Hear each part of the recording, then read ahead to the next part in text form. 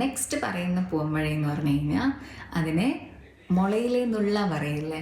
So നമ്മളുടെ ഏത് behaviour ആയാലും ആക്ഷൻ ആയാലും വേർഡ്സ് ആയാലും ഒക്കെ അതിൻ്റെ തുടക്കം ഉറവിടം എന്ന് പറയുന്നത് നമ്മളുടെ ചിന്തകളിലാണ്. അപ്പോൾ ആ ചിന്തകളാണെന്നുണ്ടെങ്കിൽ കുറേ ഫീലിങ്സ് നമ്മുടെ മനസ്സിൽ തരുന്നുണ്ട്. ആ ഫീലിങ്സ് എന്നാണ് ഇതെല്ലാം പുറത്ത് വരുന്നത്, റൈറ്റ്? ഇനി നമ്മൾ കൺട്രോൾ ചെയ്ത് പുറത്തൊന്നും കാണിക്കാതിരിക്കുകയാണെന്നുണ്ടെങ്കിലും ഈ ഫീലിങ്സ് ആണ് ഉള്ളിൽ കിടക്കുന്നത്. നേരത്തെ പറഞ്ഞ അൺപ്ലസൻറ്റ് അൺകംഫർട്ടബിൾ ഫീലിങ്സ് ആണ് ഉള്ളിൽ ഇങ്ങനെ കിടന്ന് നീര് പുകയുന്നതെന്നുണ്ടെങ്കിൽ അത് അസുഖങ്ങളിലേക്കും അല്ലെന്നുണ്ടെങ്കിൽ വീണ്ടും ഒരു വലിയ പൊട്ടിത്തെറിയിലേക്കൊക്കെയാണ് പോവാം. ഇതിൻ്റെ ബഡ് എന്ന് പറഞ്ഞു കഴിഞ്ഞാൽ തോട്ടാണ്, നമ്മുടെ ഉള്ളിൽ വരുന്ന തോട്ട്.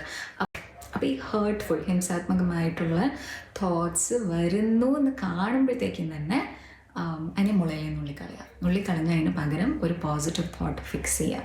ദാറ്റ് അതിൻ്റെ നേരെ മറിച്ച് അതിനാണ് പ്രതിപക്ഷ ഭാവന എന്നാണ് യോഗയിൽ പറയുന്നത്. നാ ഇതിന് ഇന്നത്തെ സൈക്കോ തെറപ്പി കോഗ്നേറ്റീവ് ബിഹേവിയറൽ തെറപ്പിയിൽ നമ്മൾ പറയുന്നത് replacing rationalising thought over automated thought.